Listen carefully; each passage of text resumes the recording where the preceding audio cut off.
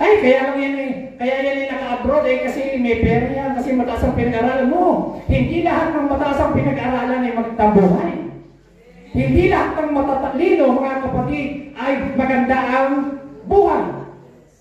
Maraming matatalino pagdating sa pag-ibig, bagsak! Yes! Marami kong kilala, super tatalino, super huhusay, mga matatalino. Pero pagdating sa pag-ibig, sablay. So, kaya usapan yun. Ang importante mga kapatid, kahit ikaw ay mahirap, kahit wala kang mataas na pinag-aralan, pag meron kang vision, maganda ang iyong future. Alam pa natin si Lord. Hallelujah! Amen! So, kailangan meron kang vision, kapatid. Sabi ko ni Dr. Andy Stanley, sabi niya, vision is a clear mental picture of what could be. Ito na po ay fueled by the conviction that it should be. So ang vision mga kapatid, meron kang nakikita. Di ba? Pag ikaw ay pumikit, may nakikita ka. Pag tulog ka, may pinakikita ang Lord sa iyo. Pag nagpipray ka, may nakikita ka in the spiritual realm. So hindi na kung puro pagpikit ang nakikita kay euro, dollar, o sign. Hindi lang gano'n. Ang vision, mga kapatid, ang tunay na vision, nanggagaling yan sa Panginoon at sa salita ng Diyos. Amen? Amen? Amen? Ang vision, ito raw po ay fuel by the conviction that it should be. So ito yung parang para tumakbo ang sasakyan, hindi tatakbo na walang gasolina. Right? Hindi tatakbo ang isang sasakyan, walang mararating nang walang gas. So, ganoon din po tayo, wala kang mararating nang wala kang vision. So, kailangan meron kang vision. Sabi ko ni Dr. Miles Monroe, number 1, sabi niya, alam niyo po si Dr. Miles Monroe, siya po ipinanganak sa isang urban lugar. 12 po silang magkakapatid at mahirap lang po sila. Alam niyo po, kinukwento ni Dr. Miles Monroe, ang tulugan nila, para upang isang saping tinapa. Pag natutulog sila, yung higaan nila, tabi-tabing ganyan. Wala silang kwarto yung bahay nila, walang kanya-kanya room. 12 sila. Si Dr. Miles Monroe, tinawag ng Lord na born again, nagkaroon siya ng vision. Sabi niya, by faith, dahil sa aking pananampalataya, kinakailangan makaahon ako sa hirap nito, sa aking pamilya. At alam niyo, yan ang sinabi niya, vision is the ability to see beyond the present and create what exists but cannot be seen. So ang vision, meron kang ability na nakikita mo sa kabila ng iyong sitwasyon, may nakikita ka na magandang gagawin ng Diyos. Amen? Nakikita mo yung hirap, yung pagkain, nakikita mo yung hirap ng iyong pamilya, physical yun. Pero ang vision, nakikita mo na pwede kang pasaganain at nabaguhin ng Diyos ang iyong buhay. Amen? Amen. So yung pong natural, yung pong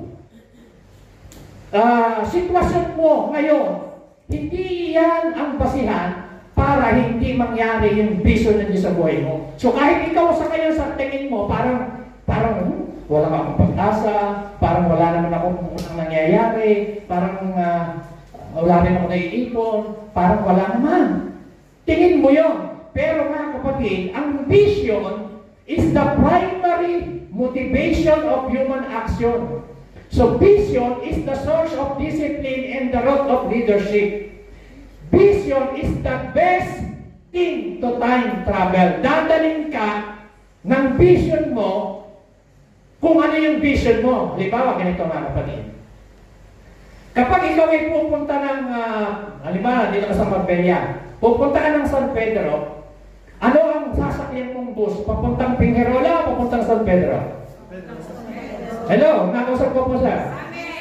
Pag nandito sa Marbella, punta ka ng San Pedro, ano ang tinitingnan mong number at nakalagay sa... Ha?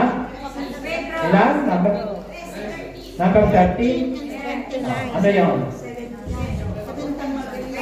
Hindi ka sasakay ng papuntang Figueroa. Baliktad yun eh. So, saan ka sasakay? Tinitingnan mo, di ba? Tinitingnan mo. Ako, pag pumunta ng trabaho, dalawa lang ang tinitingnan ko eh. Number 1 at number 3. Puerto Palos. Yun lang.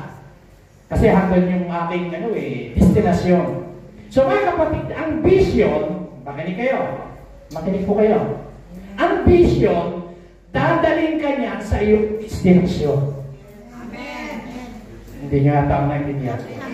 Naintindihan nyo ba ako? Paano kung wala kang vision, saan ka makakarating? Wala kang destinasyon. Para kung pumunta ng Lakanyada, hindi mo alam kung ano talaga ipipilin mo, kaya kung ano-ano tuloy yung napipili. Na hindi naman kailangan. Ganon din, pupunta ka ng Mercadona, wala kang listahan, wala kang clear na gusto mong bilhin, kung ano-ano napipili mo, ayun. Hindi mo naman kailangan. Di ba? So kasi wala kang clear, sabihin niyo po, clear vision. Sabihin mo sa katabi mo, you must have a clear vision. So, yung vision mo, magdadala sa iyo sa iyong destinasyon. Amen? So, your vision will bring you to your destination. Sino sa inyo ang naniniwala na will the Lord na ikaw ay magtagumpay? Taas ang kamay. Sino ang naniniwala sa inyo na sasabihin niyo na sa pangako ng Panginoon na ikaw ay pagpapalain, ikaw ang buong pamilya at buong sambahayan mo? Amen? Naniniwala ba kayo na ikaw at ang iyong buong pamilya masasave? Dahil nasa Bible yun eh. Naniniwala ba kayo? Gusto ba na Lord na magkaroon ka ng healthy body?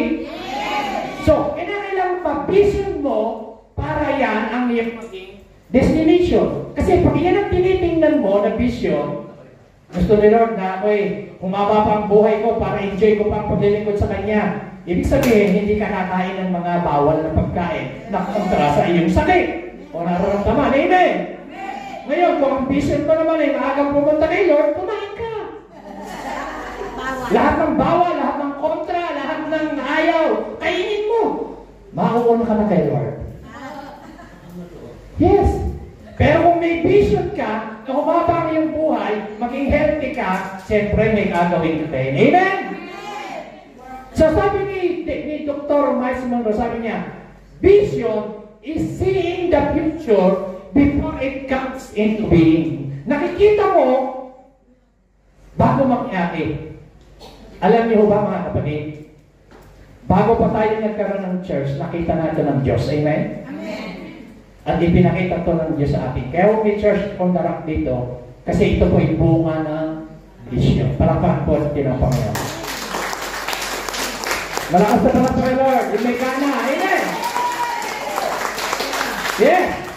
So, mga kapatid, ang vision, sabi ng Bible, where there is no vision, the people perish.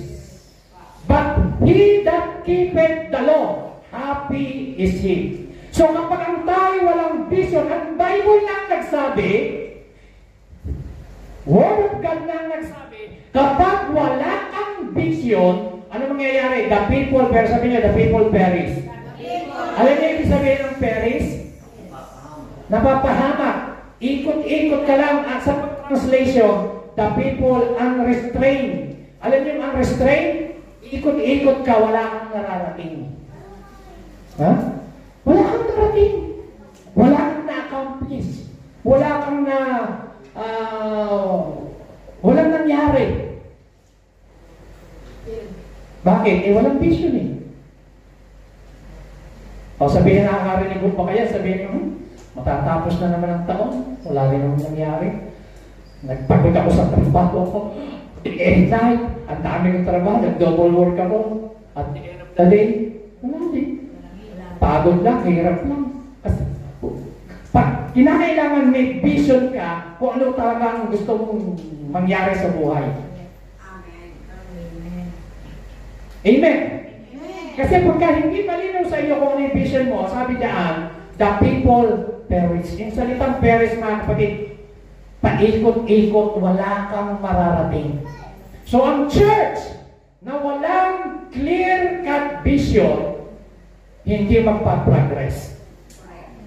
So pag sinabi kong church, hindi po yung building, ikaw, yun, tayo, we are the church. Amen? Amen. So kaya sabi ng Panginoon kay Moises, kung ano ang pinakita ko sa iyo, yun ang gagawin mong tabernakulo.